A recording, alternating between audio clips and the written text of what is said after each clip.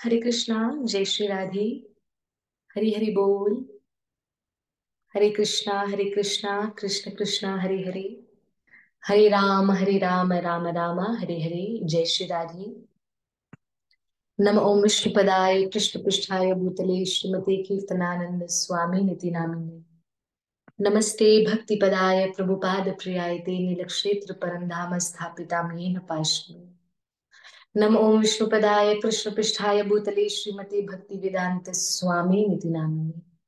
नमस्ते सरस्वती देवे गौरवाणी प्रचारिणे निर्विशेष शून्यवादी पात्सदी। जय श्री कृष्ण चैतन्य प्रभु नित्यानंद श्री अद्वैत गदाधर श्रीवास आदि गौर भक्त वृंद की जय।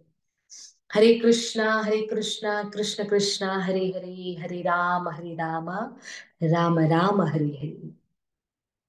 जय राधा माधवा कुंज बिहारी जयो राधा माधवा कुंज बिहारी। जय गोपी जन वल्लभा गिरवर धारी। यशोदा नंदन ब्रज जन रंजन, यशोदा नंदन ब्रज जन रंजन। यमुना तीरा वनचारी, यमुना तीरा वनचारी। जय राधा माधवा कुंज बिहारी, जय राधा माधवा कुंज बिहारी। जय श्री कृष्ण चैतन्य प्रभु नित्यानंद श्री अद्वैता गदाधरा श्रीवास आदि गौर भक्त वृंद। हरे कृष्णा कृष्ण कृष्ण हरे हरे, हरे राम राम राम हरे हरे। हरे कृष्णा कृष्ण कृष्ण हरे हरे। हरे राम राम राम हरे हरे। जय राधा गोकुलानंद, राधा गोकुलानंद राधे। जय राधा बाकी बिहारी, राधा बाकी बिहारी राधे। राधे राधे राधे जय जय राधे। निताय गौर हरि बोल, हरि बोल, हरि बोल। निताय गौर हरि बोल। जय जय गुरुदेव, गुरुदेव गुरुदेव। जय जय गुरुदेव। हरे कृष्णा कृष्ण कृष्ण हरे हरे, हरे राम राम राम हरे हरे। जय श्री राधे। ओम नमो भगवते वासुदेवाय, ओम नमो भगवते वासुदेवाय, ओम नमो भगवते वासुदेवाय। ओम अज्ञानतिमिरान्धस्य ज्ञानाञ्जनशलाकया चक्षुन्मिलितं येन तस्मै श्रीगुरुवे नमः। श्रीचैतन्यमनोभीष्टं स्थापितं येन भूतले स्वयं रूपं कदा मह्यं तदान्तिं स्वपदान्तिकं। वन्देऽहं श्रीगुरून् श्रीयुतापदकमलं श्रीगुरून् वैष्णवांश श्रीरूपं सागरजातं सहगण रघुनाथान्वितं तं सजीवं साद्वैतं सावधूतं परिजनसहितं श्रीकृष्ण चैतन्य देवं श्रीराधा कृष्ण पदान् सहगणा ललिता श्री विशाखावतांश। हे कृष्ण करुणा सिंधु दीनबंधु जगतपति गोपेश गोपिका कांत राधा कांत नमोस्तुते। तप्त कांचन गौरांगी श्री राधे वृंदावनेश्वरी वृषभानुसुत देवी प्रणमामि हरिप्रिया। वाञ्छाकल्पतरुभ्यश्च कृपा सिन्धुभैव च पतितनां पावनेभ्यो श्री वैष्णवे भयो नमो नमः। जय श्री कृष्ण चैतन्य प्रभु नित्यानंद श्री अद्वैत गदाधर श्रीवास आदि गौर भक्त वृंद की जय। हरे कृष्णा कृष्णा कृष्णा हरे हरे, हरे राम राम राम हरे हरे।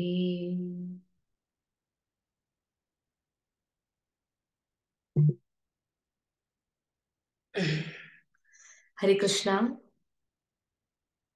श्री कृष्ण कथा में आए हुए आप सभी भक्तों का आज की कथा में हार्दिक स्वागत है। हरे कृष्णा, हरि बोल, जय श्री राधे। आइए हम ठाकुर जी की कृपा से, भागवत महापुराण की कृपा से और कुंती महारानी की विशेष कृपा से आज हम कुंती महारानी के द्वारा जो प्रार्थना है आज हम उसका श्रवणम कर रहे हैं। कथा बड़ी सुंदर है। कल ही, क्षमा करिए, कल ही मैं सोच रही थी कि कुंती महारानी अपनी प्रार्थना तो कर रही है पर हम उसको एक कथा के रूप में सुन रहे हैं कि कैसे कुंती महारानी हमें सिखा रही है। क्योंकि आप सभी भक्तों को पता है कि हम कथा से कुछ ना कुछ सीखते हैं, कुछ ना कुछ सीख लेते हैं, कुछ ना कुछ समझते हैं। तो कुंती महारानी की भी ये जो प्रार्थना है उसको भी हम कथा के रूप में ही लेंगे ताकि हमें और आपको भी उसके अंत में कोई शिक्षा मिले, कोई सीख मिले। तो हमने कल कुंती महारानी की शिक्षाओं में से हमने कुछ 7 पॉइंट हाईलाइट करके सुनी थी। हमने श्रवणम की थी कुंती महारानी की कथा की 7 पॉइंट। हमने और आपने सुना था, समझा था और हृदय में बिठाया था। अब आज कुंती महारानी की कृपा से उनकी प्रार्थना में हम और थोड़ा आगे बढ़ते हैं। हम और थोड़ा कुंती महारानी की प्रार्थना में आगे बढ़ते हैं। पर आगे बढ़ने से पहले एक और बार रिपीट कर दूं जो मैंने कल किया था कि कुंती महारानी ने प्रार्थना में तो बहुत सारे शब्द, बहुत सारे भाव प्रकट किए, पर हम कुंती महारानी के उन भाव में से कुछ कुछ पॉइंट्स को ले रहे हैं, कुछ कुछ पॉइंट्स को। क्योंकि हम पूरा नहीं ले रहे, अगर हम पूरा लेंगे तो क्या पता हमें याद करने में भी हल्की सी दिक्कत आ जाए, ये सोचकर कि भाई कुछ ज्यादा लंबी लग रही है या बड़ी लग रही है। तो हम कुछ कुछ पॉइंट्स को हाईलाइट करके, क्योंकि बीच बीच में मैंने कट भी किया है, कट किया है अर्थात कुछ कुछ पॉइंट्स मैंने खुद ने भी नहीं लिखे। हाँ, पढ़ने को तो मैंने पढ़ लिया, ठाकुर जी की कृपा से पढ़कर समझ भी लिया। पर यहाँ पे हम और आप उन कुछ कुछ पॉइंट्स को पकड़कर उस पर थोड़ा सा प्रकाश डालने का प्रयास करेंगे कि कुंती महारानी हमें और आपसे क्या कह रही है, हमें और आपको क्या सिखा रही है। ठीक है, तो आइए। 7 हमारी कल हो गई थी, आज पॉइंट नंबर 8, 8वीं पॉइंट हम कुंती महारानी की सुनेंगे, लिखेंगे, समझने का प्रयास करेंगे। पहले तो मैं आपके सामने पढ़ूंगी, पढ़ने के बाद इसको आपको लिखवाऊंगी ताकि थोड़े सरल शब्दों में हम उसको लिख पाए। आज की जो पॉइंट है वो क्या है, सभी ध्यान से सुनिएगा। कुंती महारानी की जय, भागवत महापुराण की जय। कुंती महारानी आगे बताती है, ऊंचे कुलों में, ऊंचे कुलों में जन्म, ऐश्वर्य, विद्या, संपत्ति के कारण जिसका घमंड बढ़ रहा है वह मनुष्य तो आपका नाम भी नहीं ले सकता, क्योंकि आप तो उन लोगों को दर्शन देते हैं जो अकिंचन है। कुंती महारानी अपनी 8वीं पॉइंट में हमें और आपसे कह रही है, हे कृष्णा, जो बड़े बड़े लोग हैं अर्थात धनवान, धन संपत्ति जिसके पास है, वेल एजुकेटेड, बहुत ज्यादा पढ़े लिखे, बहुत ज्यादा पढ़े लिखे या बहुत ज्यादा अमीर, ऐसे लोगों में अक्सर पाया जाता है अहंकार ज्यादा है कृष्णा। तो ऐसे लोग घमंड की वजह से, किसकी वजह से, घमंड, घमंड अर्थात अहंकार।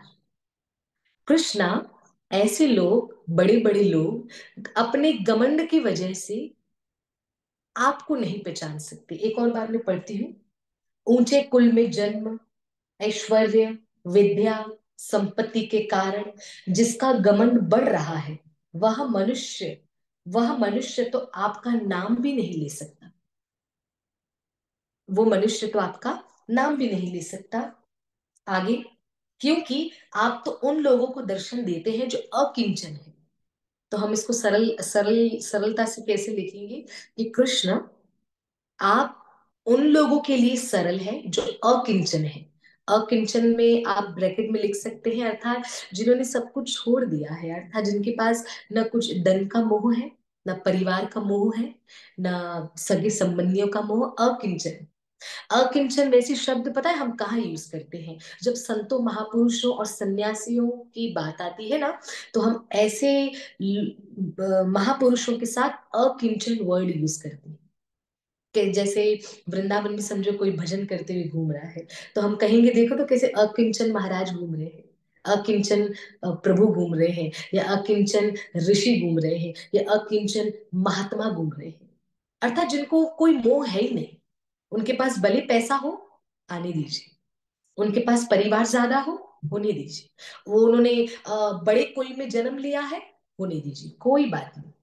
पर यहाँ पर भगवान श्री कृष्ण जो हमें बताते, कुंती महारानी जो बता रही है, कृष्ण से स्तुति करते हुए क्या कह रही है कि कृष्ण, आप वही लोग आपको जान सकते हैं जो अकिंचन है, वो लोग नहीं जो ऊंचे कुलों में जन्म लेने वाले या बहुत पैसा है। तो सरल शब्दों में आप इनको अपने ओन शब्दों में लिख सकते हैं कि ज्यादा धनवान भगवान को नहीं जान सकते, क्षमा करिए, ज्यादा धनवान भगवान का नाम नहीं ले सकते, जान तो सकते हैं पर नाम लेना बड़ा मुश्किल है। तो सरल शब्दों में प्लीज लिखिए, पॉइंट नंबर 8, सरल शब्दों में लिखना है, ज्यादा धनवान आपका नाम नहीं ले सकते, पर जो अकिंचन है वो आपका नाम सरलता से ले सकते हैं, क्योंकि उनको पता है कि ठाकुर जी में ही प्रेम है, ठाकुर जी से ही मोह है, और ठाकुर जी से ही अपनापन है, इसलिए अकिंचन यहाँ पे मेन शब्द है, उसको हाईलाइट अवश्य करिएगा आप, है ना।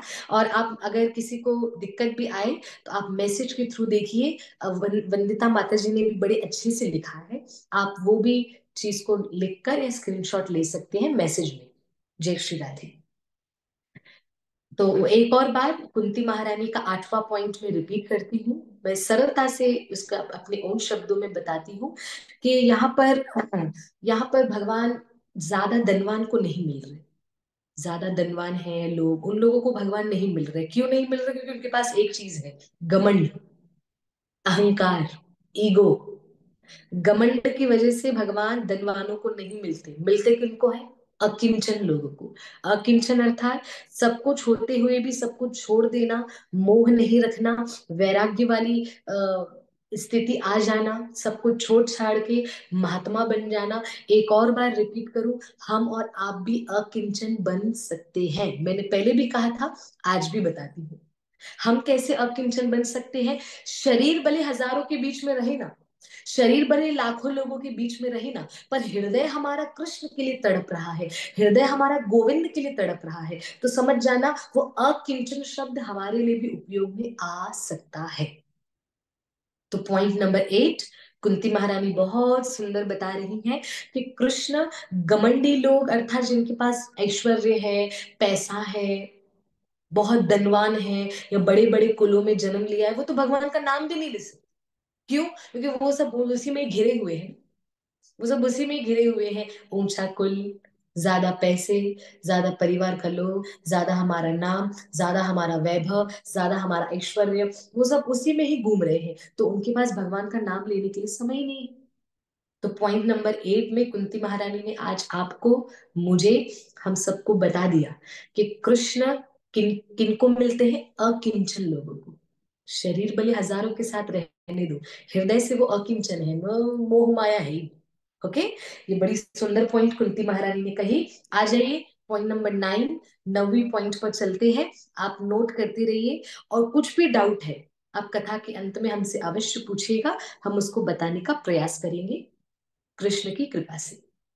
आगे कुंती महारानी की स्तुति का पॉइंट नंबर 9, 9वीं पॉइंट में हम और आप लिखेंगे, श्रवण करेंगे।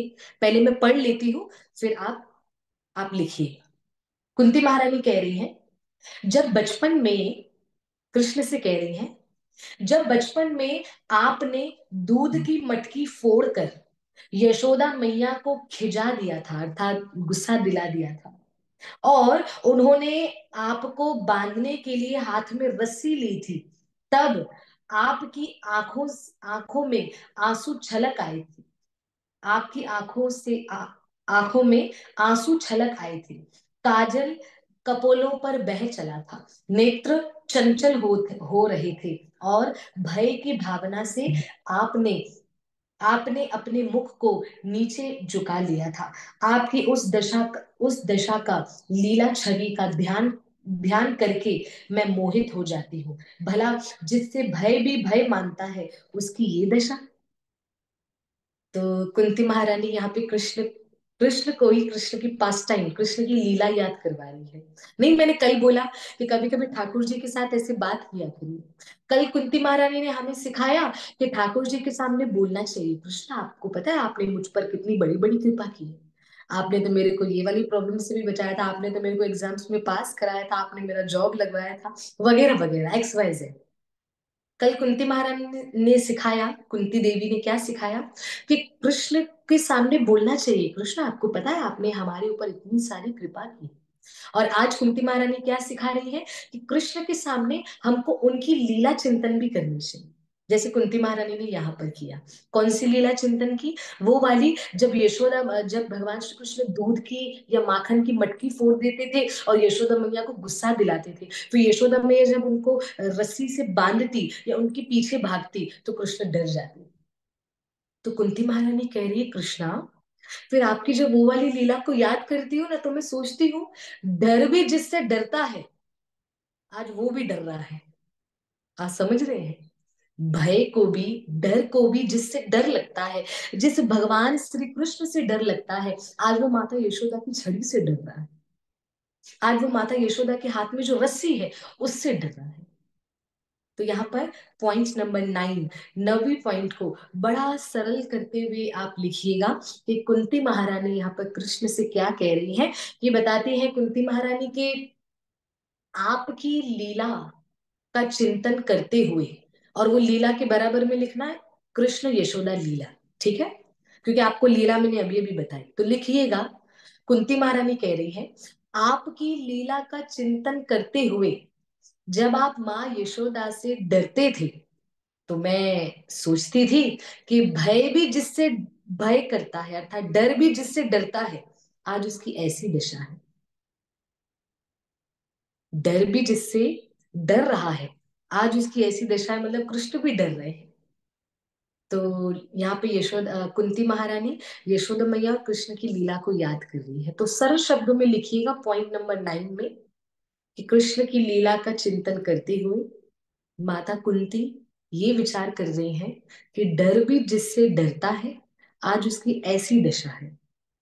डर भी, जिसको डर लगता है कृष्ण को देख कर वो भी डर जाए, वही कि प्रभु विराट रूप है ना प्रभु का। तो हमारे प्रभु काल भी है, हमारे प्रभु बंसी भी बजाते हैं, हमारे प्रभु सुदर्शन भी चलाते हैं, है ना?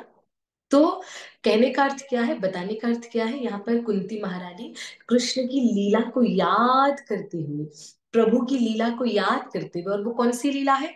यशोदा मैया कृष्ण के पीछे भाग रही है क्योंकि कृष्ण ने मटकी फोड़ दी। कौन सी मटकी फोड़ दी? दूध की मटकी फोड़ दी। तो आप अपने सरल शब्दों में लिखिए कि कुंती महारानी जब कृष्ण की लीला का चिंतन कर रही है, और उस लीला में जब कृष्ण डर रहे हैं, किससे डर रहे हैं? माता यशोदा से डर रहे हैं। तो कुंती महारानी सोचती है कि डर भी जिससे डरता है, आज उसकी ऐसी दशा है। डर भी जिससे डरता है, आज उसकी ऐसी दशा है, मतलब आज कृष्ण की हालत कैसी हो रही? डर रहे, कांप रहे हैं। और उसमें कुंती महारानी ने वो वर्णन भी किया। क्या वर्णन किया? कि कृष्ण का काजल पूरा ऐसे फैल रहा है, पूरे गालों पर आ गया है, आंखों में डर बसा हुआ है। यहाँ पे एक और बार मैं पढ़ती हूँ, कुंती महारानी क्या कह रही है। तब आपकी आंखों में आंसू छलक आए थे, काजल कपोलों पर बह चला था, नेत्र चंचल हो रहे थे, और भय की भावना से आपने अपने मुख को नीचे झुका लिया था, नीचे झुका लिया था। तो कृष्ण अर्थात यहाँ पे डर गए। तो कुंती महारानी की 9वीं पॉइंट, मैं उम्मीद करती हूँ आपको, मुझे, हम सबको समझ आई है, और इसको अपना फेवरेट बना लीजिए, और इस पॉइंट से, हर एक पॉइंट से कुछ ना कुछ सीख लीजिए, कृपा करके कुछ ना कुछ सीख लीजिए। अच्छा, ये वाली पॉइंट से हमने और आपने क्या सीख ली? कि कृष्ण के सामने उनकी लीला हमको गानी चाहिए।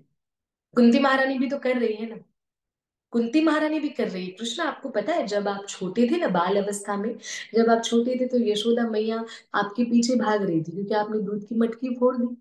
तो जब आपके पीछे भाग रही थी तो आप कैसे डर रहे थे?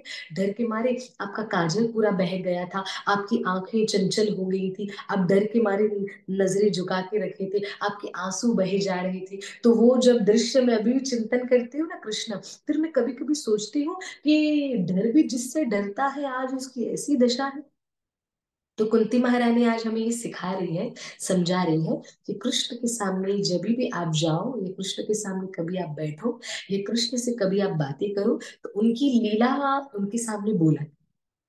इसलिए आप मेरे प्यारे भक्तों, आपने सुना होगा कि कृष्ण का एक नाम है रसिया। आपने सुना होगा कृष्ण का एक नाम है रसिया। रसिया अर्थात क्या? रसिया अर्थात रस लेने वाली। रसिया का मीनिंग है जो रस लेता है। और ब्रजवासी लोग उसको तीन चार मीनिंग में बांटते हैं। पहला मीनिंग जो रस लेता है, दूसरा मीनिंग जो रस देता है। एक मीनिंग जो रस लेता है, दूसरा मीनिंग जो रस देता है। और रस, वृंदावन में पदों को, श्लोकों को रस बोला जाता है। और या मतलब उसमें आनंद लेने वाला। तो रसिया, जो पदों में आनंद लेने वाला, जो पद सुन सुनकर आज भी वृंदावन में हर एक मंदिर में भगवान को पद गाकर सुलाया जाता है और उठाया जाता है। तो इतने पद की इतनी बड़ी बड़ी महिमा है। तो कृष्ण का एक नाम है रसिया। तो आपने सुना होगा रसिया।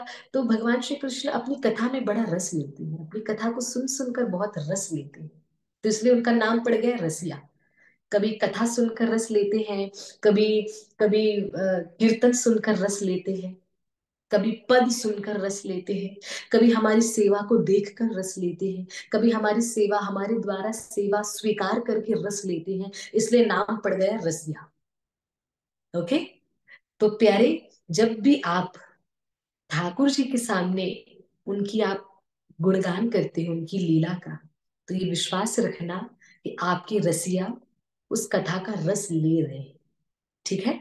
आगे बढ़ते हैं, पॉइंट नंबर 10, 10वीं पॉइंट पर आ जाइए। कृपा करके, कुंती महारानी बहुत सुंदर उपदेश दे रही है। कुंती महारानी के उपदेश का, उनकी स्तुति का एक एक वाक्य, एक एक शब्द बड़ा मधुर और बड़ा सुंदर है। आइए, पॉइंट नंबर 10, 10वीं पॉइंट पर आ रहे हैं कुंती महारानी के। बहुत अच्छी है ये वाली पॉइंट, बहुत अच्छी है। कोई महापुरुष कोई महापुरुष ये कहते हैं कि, अच्छा अच्छा, मैं ये पॉइंट लिखाने से पहले ये मैं आपको बता दूं कि कुंती महारानी यहाँ पे कृष्ण को बता रही थी कि कृष्ण, मैंने सुना है कि आपका अवतार क्यों हुआ है। तो कुंती महारानी ने यहाँ पे दो तीन बातें बताई कि मैंने यहाँ से ऐसे सुना है, इस वजह से हुआ है। फिर मैंने वहां से ऐसे सुना है, इस वजह से हुआ है। तो मैं आपको सारे रीजन नहीं बता रही, सिर्फ एक बता रही हूँ हाईलाइट करके। ठीक है। वो क्या बता रही हूँ? कुंती महारानी कृष्ण को कह रही है, कोई महापुरुष ये कहते हैं कि जो लोग इस संसार में अज्ञान, कामना और कर्मों के बंधनों में जकड़े हुए पीड़ित हो रहे हैं, उन लोगों के लिए श्रवण और सिमरण करने योग्य लीला करने के विचार से ही आपने अवतार ग्रहण किया है। तो कुंती महारानी ने बहुत सारे रीजन बताए, बहुत सारे। मैं वैसे तो लिखाऊंगी नहीं, पर ये भी बता देती हूँ कि जैसे कुंती महारानी ने एक तो ये भी बताया कि जब देवकी मैया और वसुदेव जी ने बुलाया, आप उस वजह से आए। हाँ, एक रीजन ये भी दिया। दूसरा ये भी दिया कि दैत्यों का, अधर्मियों का, पापियों का आप नाश करने आए हैं। फिर एक ये भी दिया कि जिस प्रकार मलयाचल पर्वत पर चंदन चंदन निखर कर आता है ना, चंदन की महिमा इतनी बड़ी हुई है और चंदन की वजह से मलयाचल पर्वत की महिमा बढ़ जाती है। तो प्रभु, आपने इसलिए यदुवंश में जन्म लिया क्योंकि आपको यादवों का नाम बढ़ाना था। तो कुंती मैया बहुत सारे रीजन बता रही है, पर उसमें से आज हम एक ये रीजन को हाईलाइट करेंगे कि भगवान का प्राकट्य क्यों हुआ। इसलिए हुआ कि भगवान देख रहे हैं कि इतने सारे लोग कर्मों के बंधनों में जकड़े हुए हैं, अज्ञान अज्ञान में पड़े हुए हैं, कामनाओं से लपटे हुए हैं, कामनाएं मतलब इच्छाएं, कामनाओं से लिपटे हुए हैं, है ना। कुंती मैया कह रही है, आप उन लोगों के लिए आप आए हो, और उन लोगों के लिए क्यों आए हो? क्योंकि ताकि श्रवण और सिमरण करने योग्य आप लीला उनको सुना सको। इसलिए प्रभु आप आए हो और आप ये लीला कर रहे हो। तो कोई आपसे पूछे ना कि कृष्ण इतनी सारी लीलाएं क्यों करते हैं, तो आप उनको एक रीजन ये भी दीजिएगा, इसलिए करते हैं कि ताकि हम हमारे बंधनों से मुक्त हो जाएं, हम हमारे कर्मों से मुक्त हो जाएं। ये जो कर्म हम बार बार बुरे कर्म करते जा रहे हैं, हम उनसे मुक्त हो जाएं। इस वजह से भगवान सिमरन और श्रवण और सिमरन करने योग्य ऐसी लीलाएं करते हैं कि हम उनकी लीला सुन सुनकर आनंदित होते रहे, इसलिए कृष्ण का अवतार हुआ। तो अगर कोई लिख रहे हैं तो कृपा करके इस पॉइंट को ऐसे लिखिएगा, पॉइंट नंबर 10, 10वीं पॉइंट, कुंती महारानी कह रही हैं कि कृष्ण आप जो अज्ञानी है, जो अज्ञानी है, या जो कामी है, कामी अर्थात कामनाओं में पड़ा हुआ, जो अज्ञानी है, जो कामी है, या जो कर्म के बंधन में पड़ा हुआ है, ऐसे मनुष्य को मुक्त कराने के लिए आप लीला करते हैं और आपका अवतार हुआ है। बड़ी सरलता से हमें लिखना है कि कृष्ण का अवतार क्यों हुआ है, ताकि हम उनकी लीला श्रवण कर सके, सिमरण कर सके, और जो अज्ञानी है, जो कामनाओं से युक्त है, जो कर्म के बंधनों में झगड़े हुए हैं, कृष्ण अपनी लीला करके ऐसे मनुष्य को, ऐसे व्यक्तियों को मुक्त कर देंगे। बड़ी सरल भाव से हमको ये वाली भाव को प्रकट करना है। राधा रानी की विशेष कृपा है, मैं सच बता रही हूँ। कुंती महारानी की स्तुति को समझना बहुत कठिन है, पर ये केवल संभव हो रहा है राधा रानी की, गुरु महाराज की और कृष्ण की कृपा से। क्योंकि वरना कुंती महारानी का भाव कृष्ण के प्रति बहुत अलग है, बहुत अलग है। और मैं आज आपको ये भी बताऊंगी कि कृष्ण ने एंड में इतनी सारी स्तुति सुनकर एंड में कृष्ण ने कुंती महारानी को क्या कहा, ये भी मैं आज बताने वाली हूँ। कृपा करके आप इसको सुनते जाएं, समझते जाएं और हृदय को बस प्रसन्न करते जाएं। और एक और बार रिपीट कर दूं, मैसेज में आप अवश्य देखते जाइएगा, कभी कोई डाउट हो तो वंदिता वंदिता माता जी बहुत अच्छे तरीके से, बहुत प्रेम से वंदिता माता जी लिख लिख कर दे रही है। तो हम चाहते हैं ऐसा कर ले, स्क्रीनशॉट ले ले तो और भी बढ़िया हो जाएगा और अच्छा हो जाएगा। ठीक है, आगे आगे बढ़ रहे हैं। पॉइंट नंबर 11, 11वीं पॉइंट में हम बढ़ रहे हैं। 11वीं पॉइंट में कुंती महारानी भगवान श्री कृष्ण से क्या कहती हैं? आप जानते हैं, आप जानते हैं कि आपके चरण कमलों के अतिरिक्त हमें और किसी का सहारा नहीं है। कुंती महारानी कह रही है, कृष्ण आप जानते हैं कि आपके चरण कमलों के अतिरिक्त हमारा कोई सहारा है ही नहीं। कुंती महारानी कह रही है, आप जानते हैं कि आपके चरण कमलों के अतिरिक्त हमें और किसी का सहारा नहीं है। पृथ्वी के राजाओं राजाओं के तो हम यों ही विरोधी हो गए हैं। जैसे जीव के बिना इंद्रियां शक्तिहीन हो जाती हैं, वैसे ही आपके दर्शन के बिना यदुवंशियों के और हमारे पुत्र पांडवों के नाम तथा रूप का अस्तित्व ही क्या रह जाता है। अर्थात पॉइंट नंबर 11 को सरल करके लिखिए कि कुंती महारानी यहाँ पर कह रही है कि कृष्ण, बड़ी सुंदर बात बता रही है, कृष्ण आपके चरण कमल के सिवा या आपके चरण कमल के अतिरिक्त हमारा कोई सहारा नहीं है। कृष्ण, आपके चरण कमल के अतिरिक्त हमारा कोई सहारा नहीं है। और दूसरा, आपके बिना हमारा कोई अस्तित्व नहीं है। पॉइंट नंबर 11 सिर्फ 2 पॉइंट में फिनिश कर दो, बड़ी सुंदर बात। क्या बता रही है कुंती महारानी? एक और बार रिपीट करती हूँ। कुंती महारानी कह रही है, कृष्ण, आपके चरण कमल के, आपके चरण कमलों के अतिरिक्त हमारा कोई सहारा नहीं है। आपके चरण कमल के अतिरिक्त हमारा कोई सहारा नहीं है। और दूसरा कह रही है कि आपके बिना, आपके बिना हमारा कोई अस्तित्व नहीं है। अस्तित्व मतलब हम पहचान में ही नहीं है। कौरवों का या क्षमा करिए यदुवंशियों का, पांडवों का, किसी का कोई अस्तित्व है ही नहीं। क्योंकि कृष्ण नहीं तो हमारा कोई अस्तित्व नहीं, अर्थात हमारी कोई पहचान नहीं। हम हैं नहीं एक ही बराबर, आप समझ रहे हैं? तो पॉइंट नंबर 11, 2 पॉइंट में खत्म करना है। पहला क्या? श्री कृष्ण के चरण कमल के अतिरिक्त हमारा कोई सहारा नहीं है।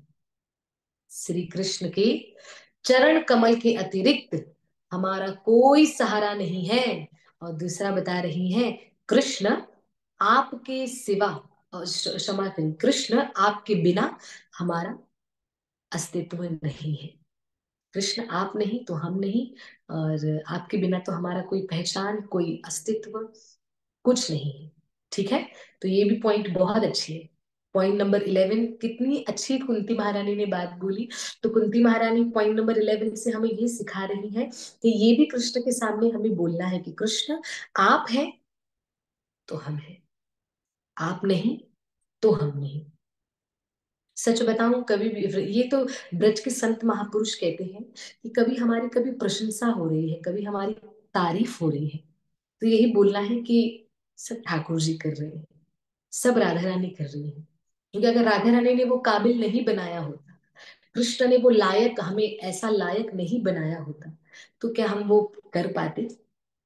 क्या हम कथा कर पाते, या क्या हम कथा सुन पाते? क्या हम कथा करवा पाते? क्या हम कीर्तन कर पाते? क्या हम सत्संग में जा पाते? क्या हम मंदिर में जा पाते? क्योंकि भगवान का अगर कृपा है, राधा रानी का अगर कृपा है, गोविंद का अगर कृपा है, मैं सच बता रही हूँ, ठाकुर जी की विशेष कृपा, विशेष विशेष विशेष कृपा है हम पर और आप पर। इसलिए आज हमारा और आपका अस्तित्व है। अगर हमारा और आपका अस्तित्व, समझो जिस दिन कृष्ण जीवन में नहीं है, या कृष्ण नाम जीवन में नहीं है, तो समझ जाना उस दिन हमारा कोई अस्तित्व नहीं है संसार में। तो कुंती महारानी से आज हमें, आपको, मुझे, हम सबको ये सीख लेनी है, कृष्ण है तो हम हैं, कृष्ण नहीं तो हम नहीं। ठीक है? तो आइए कुंती महारानी की ये बात से 11 पॉइंट से हमें ये सीखना है। कथा देखिए, पॉइंट्स खत्म होने जा रही है, बस अंत में अभी हमारी 1 या 2 पॉइंट ही बाकी हैं, बस खत्म होने जा रही है। प्लीज, हमने 11 पॉइंट हो गई।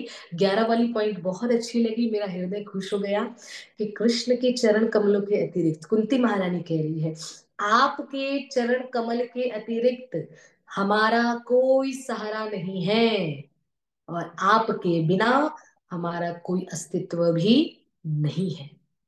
ठीक है? आइए पॉइंट नंबर 12, 12वीं पॉइंट पर आ जाते हैं। बड़ी सुंदर पॉइंट है, बहुत अच्छी है। कुंती महारानी कह रही हैं कृष्ण को, आप विश्व के स्वामी हैं। जय हो, जय हो, क्या बात है, आ जाइए, फिर से तारीफ आ गई, बताओ। आप विश्व के स्वामी हैं, विश्व की आत्मा है और विश्व रूप है।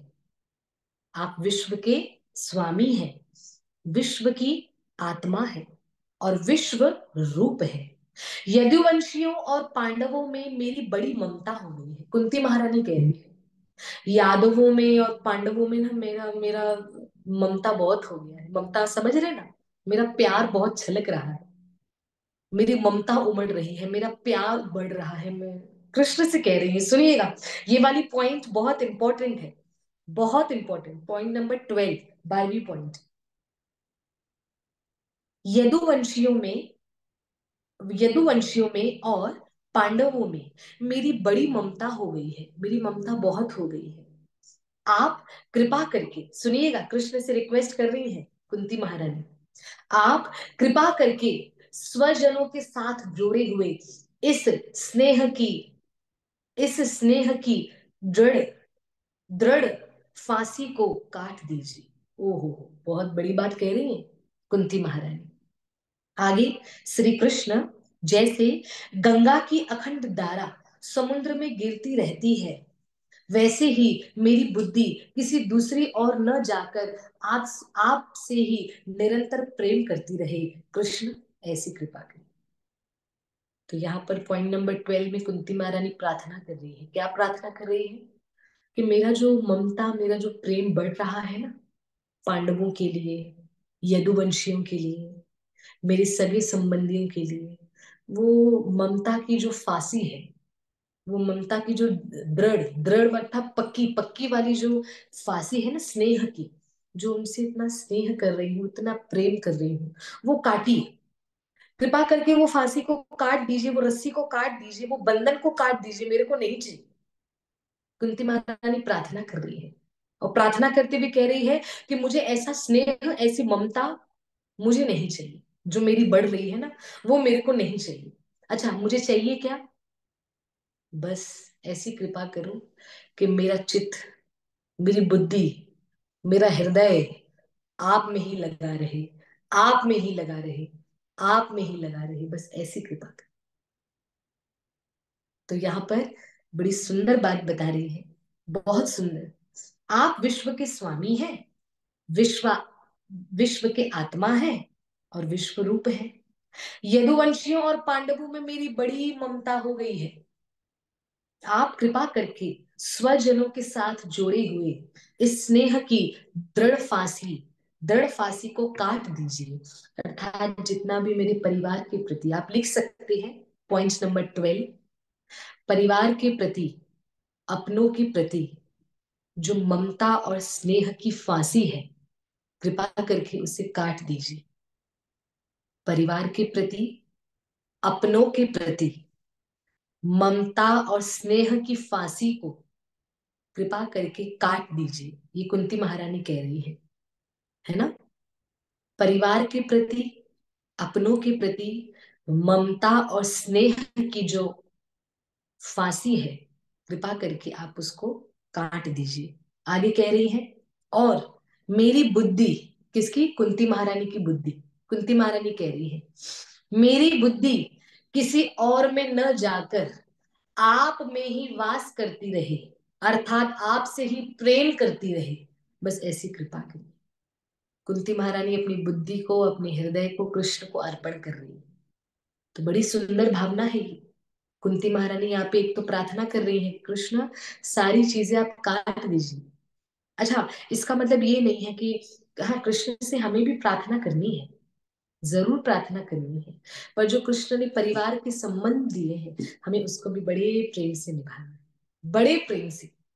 कि आगे चल के अगर कोई उदाहरण भी दे ना, तो इस तरीके से उदाहरण दे कि भाई, प्रेम हो तो इनके जैसा हो, प्रेम हो तो इनके जैसा हो। आपको एक बात बताऊं, चैतन्य महाप्रभु, राधा रानी और कृष्ण का मिलित अवतार चैतन्य महाप्रभु, जब चैतन्य महाप्रभु, आप सभी ने चैतन्य महाप्रभु की कथा सुनी है।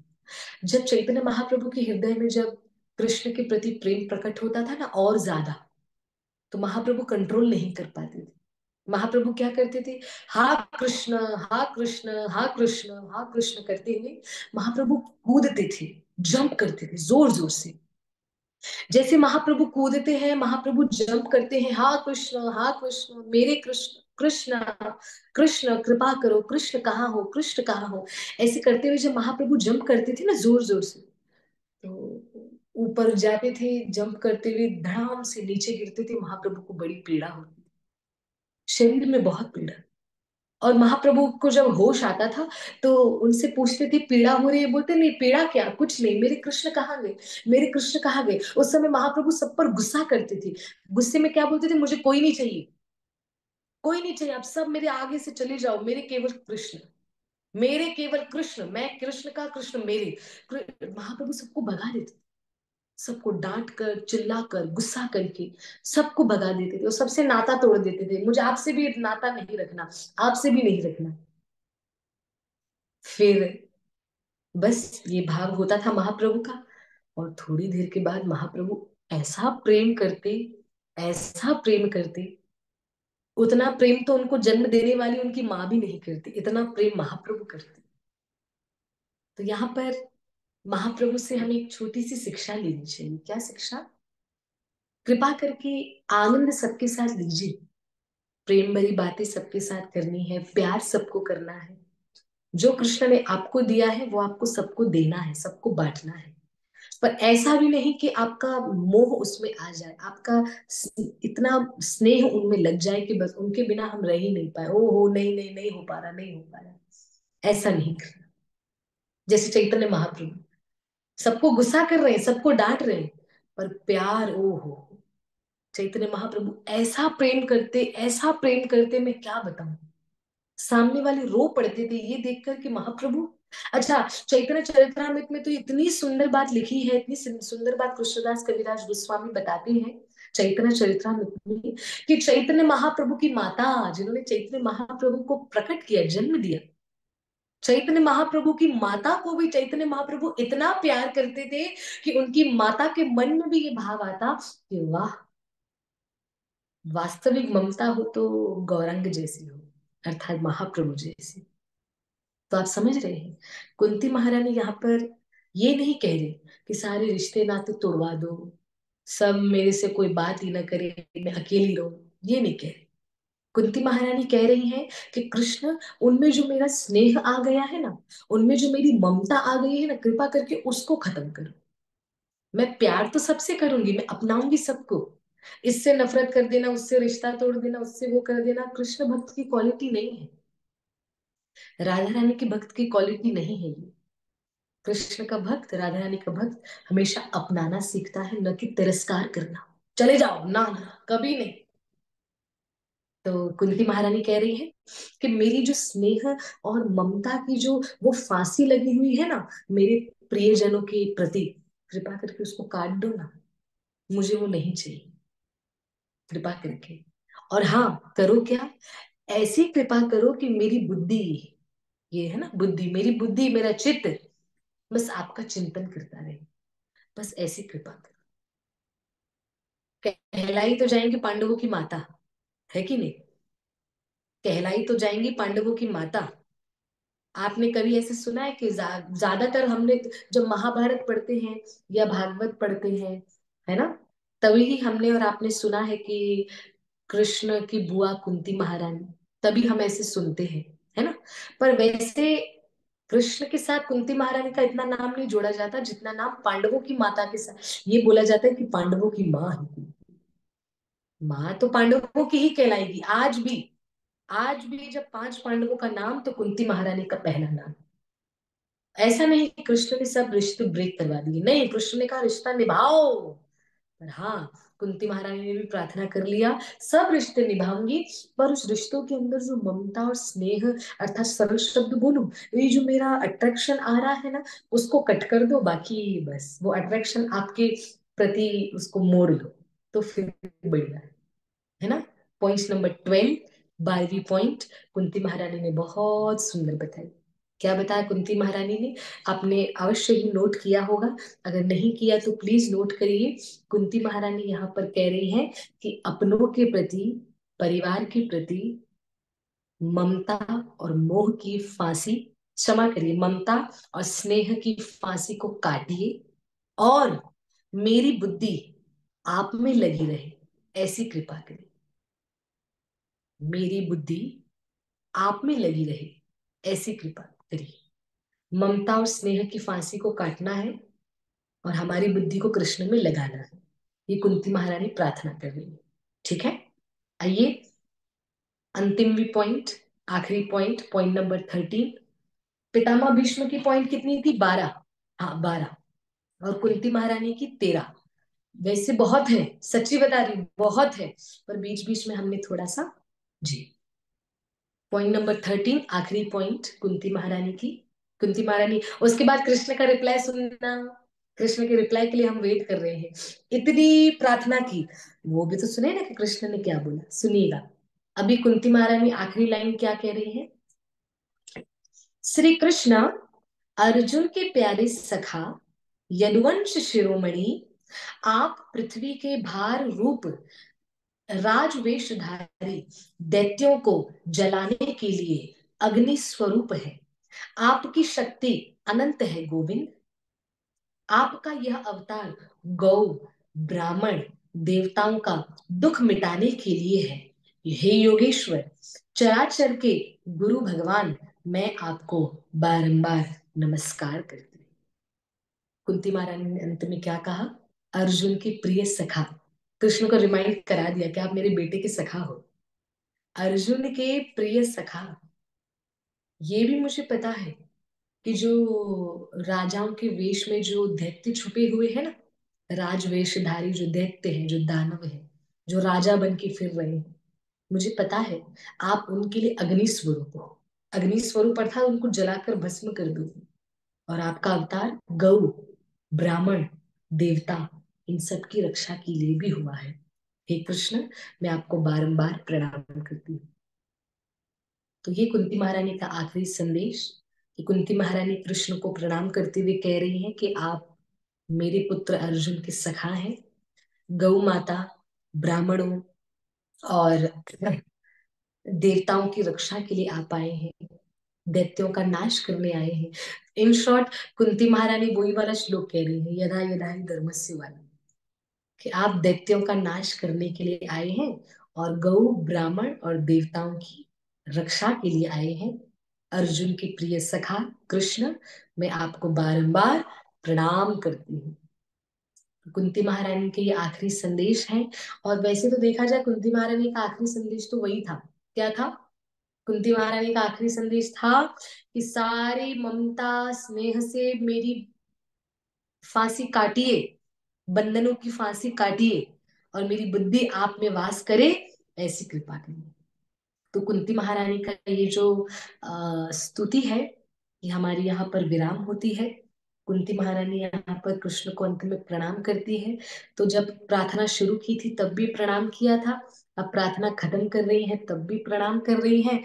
और बस प्रणाम करते हुए जब कुंती महारानी की स्तुति हो गई, सुनिएगा श्री कृष्ण ने क्या कहा। ये सबसे बहुत हैवी पॉइंट है। कृष्ण अभी ये देखो, हम इतनी सारी कृष्ण से प्रार्थना करें, है ना, कृष्ण ऐसा करो, कृष्ण ऐसा करो, कृष्ण ऐसा करो, पर सुन ना, अंत में रिप्लाई क्या आएगा, सुन ना। कुंती महारानी ने इतना कहा, इतना सारा, और अंत में आपको पता है कृष्ण ने क्या कहा?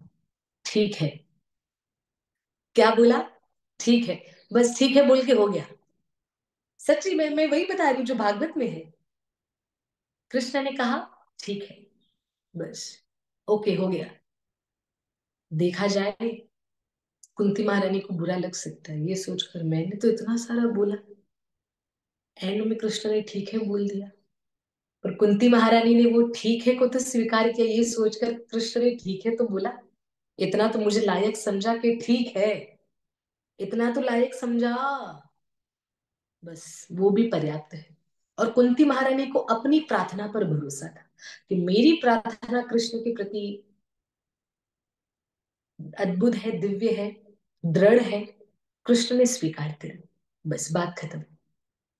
कृष्ण ने अंत में तो कुंती महारानी की प्रार्थना को एक्सेप्ट करते हुए कहा ठीक है, बस। और कुछ तीसरा वर्ड बोला ही नहीं, दो वर्ड बोला, ठीक है, हो गया बस। कृष्ण ने कह दिया ठीक है, और कुंती महारानी ने तो इतना सारा बोला, कृष्ण को लीला चिंतन करवाया, कृष्ण को बताया कि आपने हमारी इतनी सारी रक्षा की, कृष्ण को प्रणाम किया, कृष्ण के अवतार का, कृष्ण के अवतार के बारे में बताया, है ना। और अंत में कृष्ण ने कहा ठीक है। तो मेरे प्यारे, आज आपसे भी मैं एक छोटी सी प्रार्थना करूंगी कि भगवान श्री कृष्ण का कभी कभी उस प्रार्थना में कभी रिस्पॉन्स नहीं भी आए, चिंता मत करना।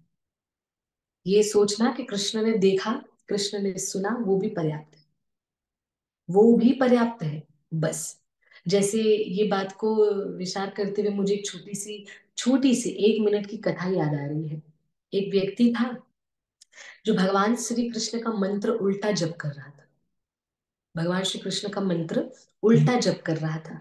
तो उल्टा जप करते करते नाच रहा है और उल्टा मंत्र जप कर रहा है, और कोई भी शब्द करेक्ट नहीं, शब्द उल्टे पुल्टे, एकदम उल्टे पुल्टे शब्द, और मंत्र भी पूरा उल्टा, वैसा वो जप कर रहा था। तो भगवान श्री कृष्ण उसके सामने आ गए। जैसे कृष्ण उसके सामने आए और आते ही उसको कहा, ओ चुप हो जा, क्या तू उल्टा मंत्र गा रहा है, उल्टे शब्द गा रहा है, इसका तो कोई अर्थ भी नहीं बनता। भगवान श्री कृष्ण उस लड़के की, उस व्यक्ति के सामने आकर उसको डांट कर कहने लगे, इसका तो कोई अर्थ ही नहीं बनता, तू पूरा मंत्र उल्टा गा रहा है, तू पूरे शब्द उल्टे पुल्टे बोल रहा है, इसका कोई मंत्र अर्थ ही नहीं है, ये तो क्या बोले जा रहा है। वो लड़के ने जब ठाकुर जी को देखा तो देखकर नाचने लगा, जय हो जय हो। तो कृष्ण ने कहा, मैं आपको गुस्सा कर रहा हूं, मैं आपको डांट रहा हूं, मैं आप पर क्रोधित हो रहा हूं, फिर भी आप नाच रहे हो। हाँ, और आप मंत्र उल्टा गा रहे हो, इसलिए मैं गुस्सा हूं आपसे। वो व्यक्ति ने कहा, प्रभु, मैं मंत्र उल्टा गाने का मेरे को कोई टेंशन नहीं है, मुझे इस बात की खुशी है कि ठीक है वो उल्टे मंत्र से कम आपके सामने आए, आपका तो दर्शन हो गया, भले उल्टा मंत्र ही सही। पर गोविंद, मुझे इतना विश्वास हो गया कि उस मंत्र को आपने सुना, आपने, आपके कानों में गया, भले उल्टा ही सही, पर आपके कानों में गया ना, मेरे लिए वही बड़ी बात। तो ये छोटी सी जो कथा आप बताई, ये इस बात से, इस हृदय से हमको इस बात पर विचार करना है। क्या विचार करना है? कि कोई बात नहीं, हमें करते रहना है, हमें करते रहना है। अभ्यास योग युक्तेन चैतस्य नयन गामिना, प्रयास करते रहो। अर्जुन को भी कृष्ण ने ऑर्डर कर दिया ना, प्रयास करो, कोशिश करो, करते रहो। अभ्यास योग युक्तेन, करते रहो, करते रहो, करते रहो, करते रहो, प्रयास। कृष्ण तक आवाज जाए न जाए वो बात की बात है। और अगर समझो आवाज गई भी, उस आवाज को सुनकर अगर ठाकुर गुस्सा हो भी गए, तो समझ जाना ठीक है, ठाकुर गुस्सा हुए, इसका मतलब कानों में गई तो सही ना। कृष्ण के कान तक हमारी आवाज पहुंचना भी बहुत बहुत बहुत बड़ी बात है, बहुत बड़ी बात है। तो कुंती महारानी भगवान श्री कृष्ण से इतनी सुंदर प्रार्थना कर रही है, और कृष्ण ने जब अंत में कहा ठीक है, कुंती महारानी को बिल्कुल बुरा नहीं लगा। यहाँ पर सुखदेव गोस्वामी बड़ी सुंदर, बड़ी क्षमा करिए, वेदव्यास जी महाराज यहाँ पे सुंदर भाव लिखते हुए कहते हैं कि कुंती महारानी इस बात से आनंदित हो रही थी कि कृष्ण ने उनकी स्तुति सुनी, क्योंकि रिस्पॉन्स किया, इसका मतलब सुना। रिस्पॉन्स क्या? रिस्पॉन्स में क्या किया? ठीक है बस। अगर सच्ची बताऊं, कृष्ण मुझे ठीक है बोलते, पहले तो मैं कृष्ण को बोलती बस ठीक है लिखा, बस ओनली ठीक है। अभी कृष्ण आपसे नेक्स्ट टाइम से आपकी प्रार्थना बंद। ये मैं अपना बता रही हूँ क्योंकि मैं पगली हूँ, हाँ सच्ची। तो मेरा कहने का अर्थ है, तो यहाँ पर वेदव्यास जी महाराज, भगवान श्री कृष्ण ने जब ठीक है कहा, उस बात को भी कुंती महारानी ने सेलिब्रेट किया है कि कृष्ण ने मुझे ठीक है बोला, बस।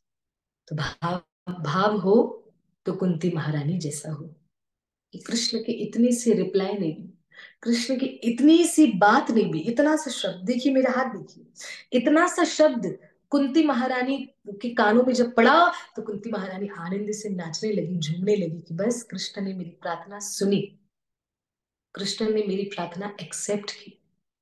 तो आइए कुंती महारानी की इन 13 पॉइंट्स की जो स्तुति है, हम उसको हृदय में उतारें। अगर स्तुति बनाने जाए तो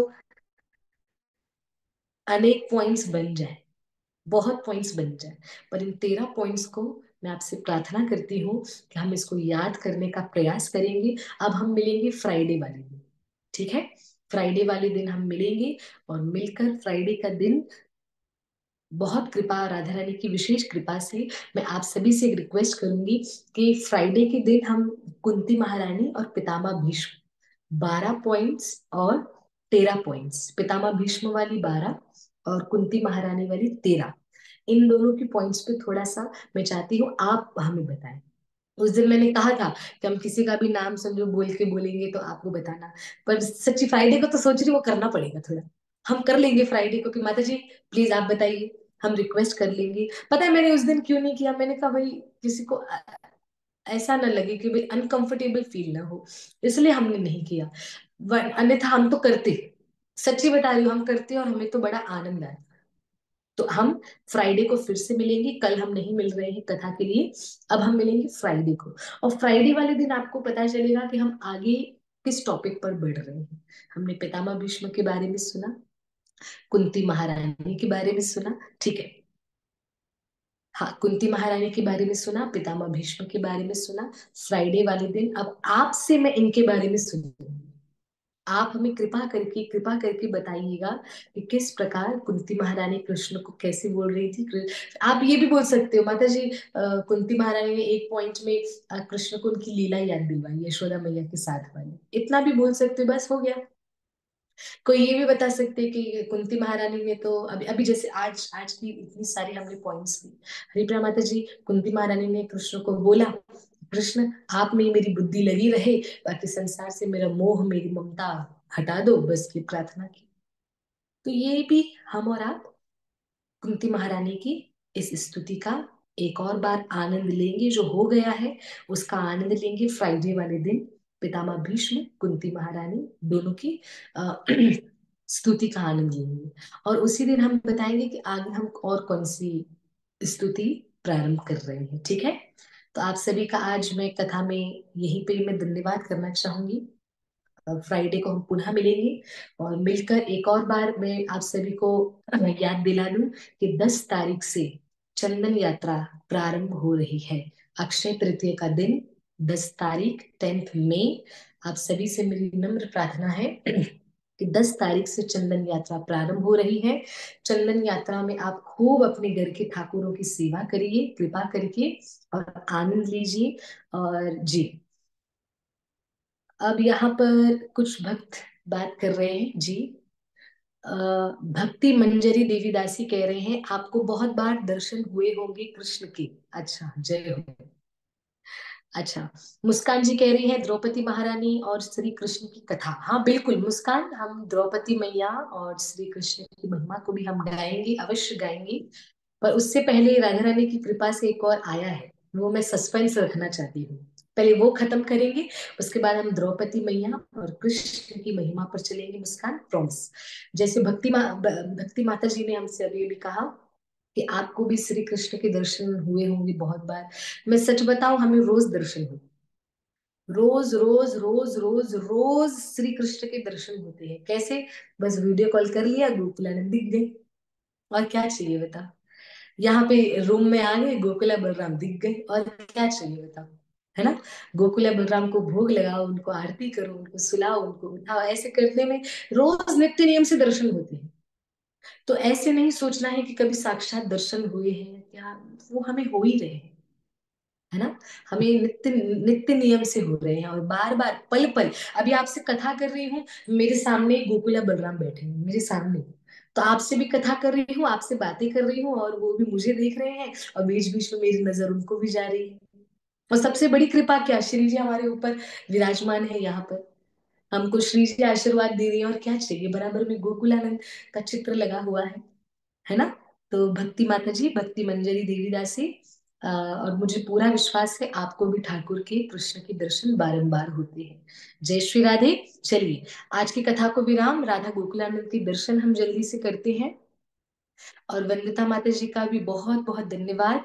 माता जी ने हम पर, हम सबकी मदद करने के लिए बहुत बड़ा उपकार किया, कि माता जी ने हमारे लिए मैसेज में वो सब टाइप किया है। आप प्लीज स्क्रीनशॉट ले लेना। चलिए, ठाकुर भी पधार गए हैं, अपने चरण कमल का दर्शन दे रहे हैं। सभी प्रेम से हमारे साथ गाइए, जय राधा गोकुलानंद, राधा गोकुलानंद राधे। जय राधा गोकुलानंद, राधा गोकुलानंद राधे। जय राधा गोकुलानंद, राधा गोकुलानंद राधे। राधे राधे राधे, जय जय राधे, जय जय राधे। राधे राधे, जय जय राधे, जय जय राधे। राधे राधे, जय जय राधे, जय जय राधे। राधे राधे, जय जय राधे। जय श्री राधे, जय श्री राधे, जय श्री राधे। राधा गोकुलानंद की जय, श्री श्री राधा गोकुलानंद की जय, श्रीमती राधा रानी की जय। ठाकुर जी का धन्यवाद, प्यारे गोकुलानंद का बहुत बहुत धन्यवाद, कि गोकुलानंद ने इतने सुंदर हमें और आपको दर्शन दिए। ये विशेष कृपा हमारे प्यारे राधा गोकुलानंद की।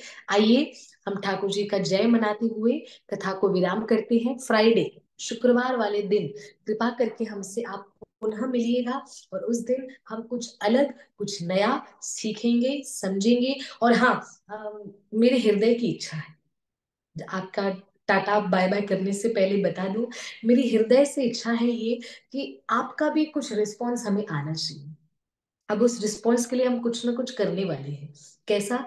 कि हम कभी कभी ऐसा हम रखेंगे कि हमारे प्यारे भक्त ही भगवान श्री कृष्ण के विषय में थोड़ा थोड़ा कुछ बोले।